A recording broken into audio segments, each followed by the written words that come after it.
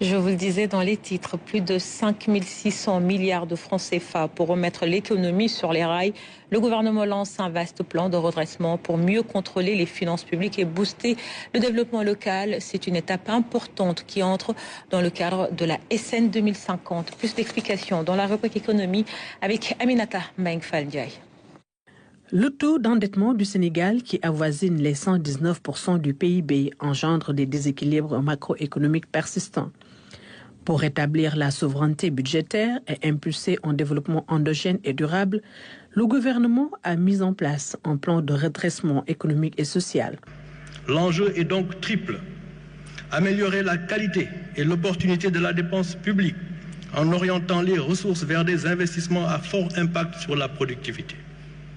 Réduire les besoins de financement par l'endettement à travers une consolidation et un déficit budgétaire de 3% à l'horizon 2027, permettant ainsi de dégager une trajectoire descendante de la dette en pourcentage du PIB. Conduire enfin les réformes nécessaires pour appuyer le secteur privé afin qu'il puisse véritablement prendre le relais de la croissance dans cette transformation systémique voulue en sa faveur. Ce plan s'inscrit dans une vision de refondation économique avec un budget prévu de 5 667 milliards de francs CFA pour la période 2025-2028. Ce plan vient à son heure et je dis qu'il est à la fois intelligent et pédagogique. Intelligent en ce sens que toutes les ressources dénichées ne sont pas appliquées sur d'anciennes fiscalités.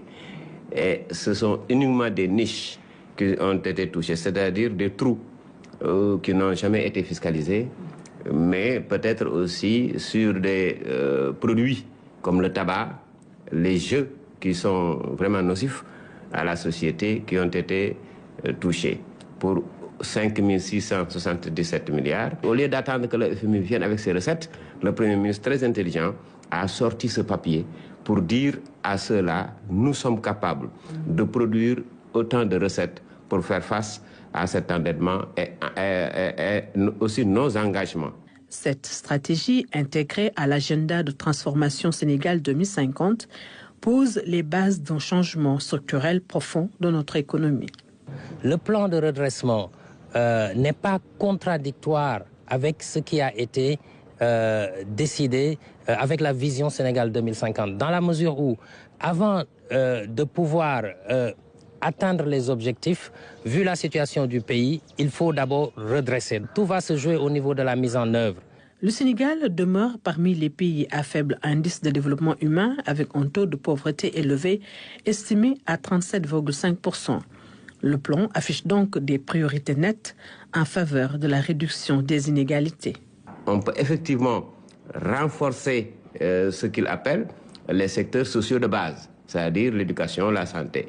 Vous voyez que l'agriculture marche très bien, les inondations sont extrêmement bien gérées. L'enjeu, surtout dans ce plan de redressement, c'est de réduire les inégalités. C'est-à-dire de prendre sur des niches de personnes ou de structures qui ont les moyens de contribuer à l'effort national et de redistribuer ou de prendre un peu moins, on va dire, chez les ménages et les couches des populations qui sont les plus défavorisées.